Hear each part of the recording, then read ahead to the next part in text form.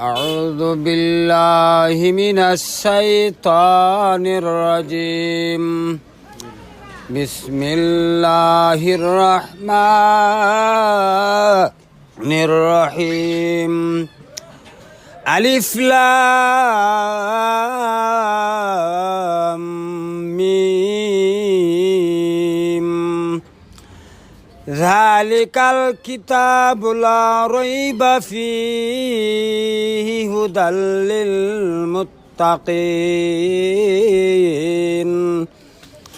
الذين يؤمنون بالغيب ويقيمون الصلاة ومما رزقناهم ينفقون أولئك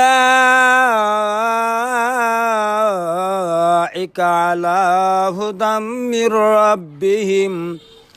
وأولئك هم المفلحون إن الذين كفروا سواء عليهم أنذرتهم أم لم تنذرهم لا يؤمنون ختم الله على قلوبهم وعلى سمعهم وعلى أبصارهم غشاوة ولهم عذاب عظيم صدق الله المولانا العظيم.